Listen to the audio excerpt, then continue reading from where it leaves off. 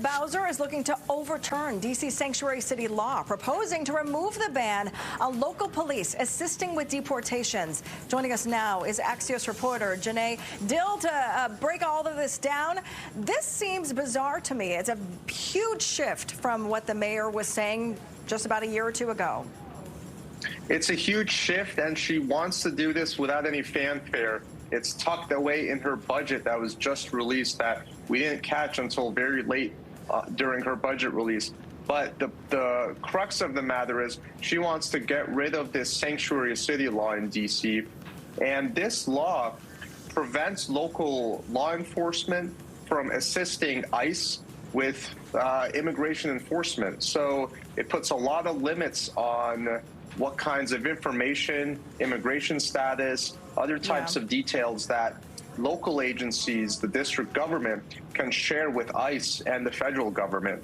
And she wants to do away with that. We asked her today at a press conference, and she said this was the only instance of, quote, sanctuary in D.C. laws, and she wanted to get rid of this. And maybe she hinted at some other updates, but this is the big one. I mean, yeah, it's a huge shift. Janae, I actually want to play a soundbite here from the mayor herself. Take a listen. There's some question whether it needs to be in the law at all, and if so, it should be more. It should pinpoint the issues that it addresses, I think, more directly. I mean, we've seen the Homeland Security officers here, everyone iced deportations from our businesses to our folks that are, you know, in the immigrant community, very alarmed by these deportations that are happening at a rapid rate. Do you feel like the mayor is just under pressure? Is that what this is? The mayor is caught between a rock and a hard place. There's no question about it, because the federal government, Trump, is pressuring the city and sanctuary cities everywhere to get rid of these rules.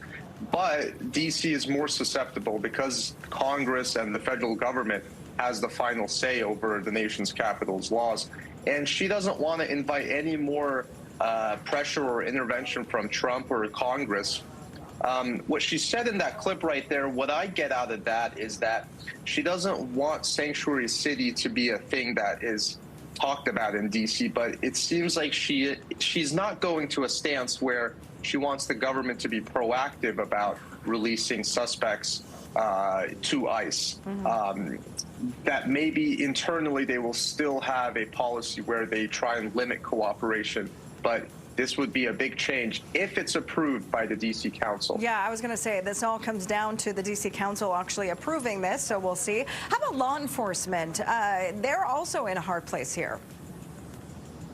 Law enforcement are stretched thin. D.C. police, of course, needs more police officers. They've had a hard time with recruitment, which is a national problem.